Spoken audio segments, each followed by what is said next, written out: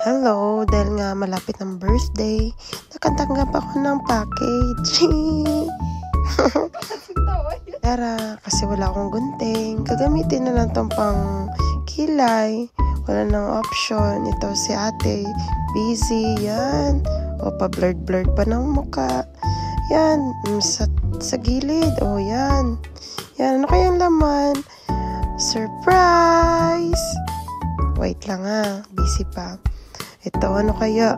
Hala. Ay, sapatos. Ano kayang kulay? Ay, puti. Ito, di ba maganda? New Balance pa. Hoy, siya. I-check natin yung size. Ano kayang size nito? Wait lang. Buksan ng isa. Ay, hindi ko makita dito. Hindi makita. Aba, hindi siya talagang makita. Saan kayang... Wait lang. Oh, ito. Balik sa box. And then, i-close. Oh, ayun. New Balance. And then, ito palang size. 23.5. Bakit nang paang cute. Ito. Lakas ang tawa ni ate. May bagong bag. Wait lang, buksan natin. Tara. Diba? Oh, ito.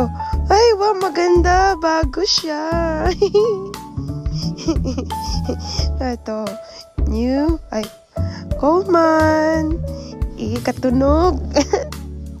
Katunog na pilyado ng lalab ko.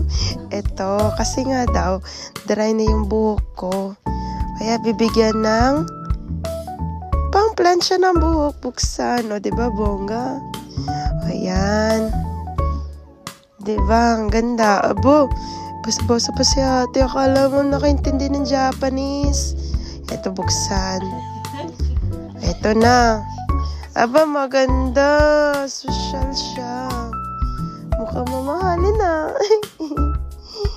Ganda, diba? Oh. Sarap mag-birthday. Sana ganito always. O, diba? Yan. Pwede siya. Yan, dinadry yung buhok. Balik na. Ay, ganito pala maging vlogger. Wait lang. Pasok-pasok muna. Balik-balik. Yan, nahirapan pa. O, di marunong. Aba. Okay. Ayan, pa-blurred effect pa. Hi. Ganda ng hair straightener. O siya. Bye-bye na. Matulog na kayo. O, akala meron pa. Yan lang. Yan. Balik pati yung... Sige na nga.